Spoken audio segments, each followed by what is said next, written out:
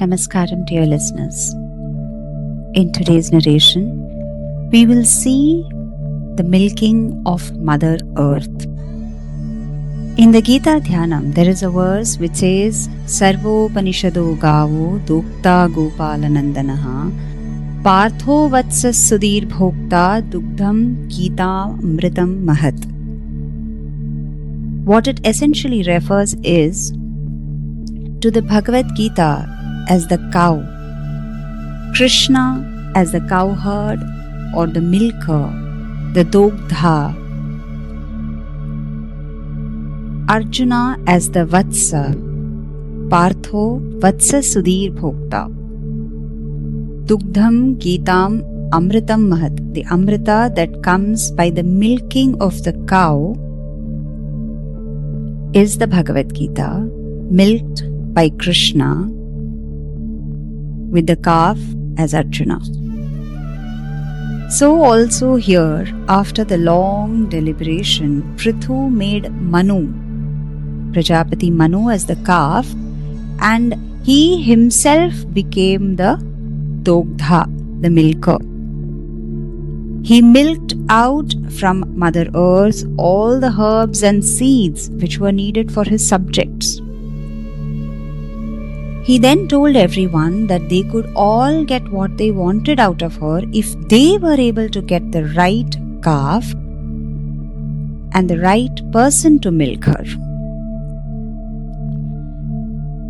This line speaks the importance of having the right guru, teacher in one's life if one has to milk one's ultimate potential.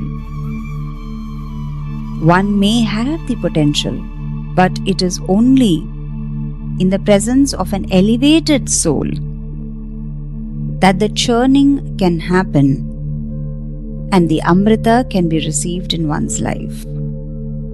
Therefore, the importance of the Shastras, the Rishi Parampara, the Guru Tattva cannot be ignored at all.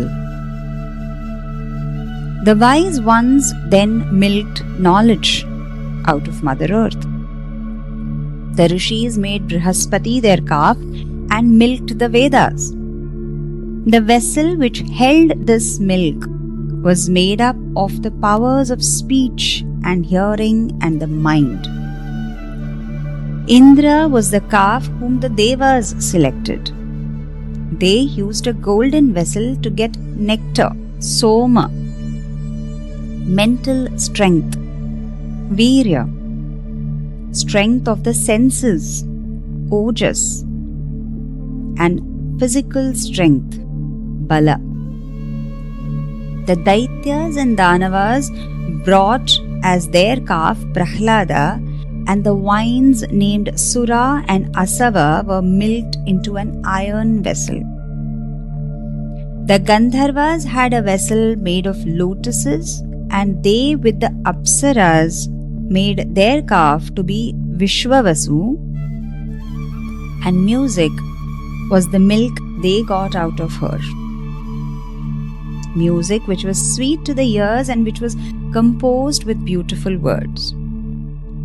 In an unburnt earthen vessel, the Pitris, with Aryama as their calf, milked Gavya out of her. Gavya is the food which is offered to the mains, Pitras. Kapila was the calf for the Siddhas, who milked out of her the Siddhis. Anima and the Vidyadharas obtained the power to wander at will in the sky. Kimpurushas milked Maya out of her, and the calf was Maya. Yakshasas, Rakshasas, Bhutas and Pishachas made Rudra their calf, the skull as their vessel, and they asked for wine mixed with blood. The reptiles had Takshaka as their calf, and out of the earth they milked poison. Their vessel was the snake pit. The cows had the bull for their calf, and they got plenty of grass for themselves.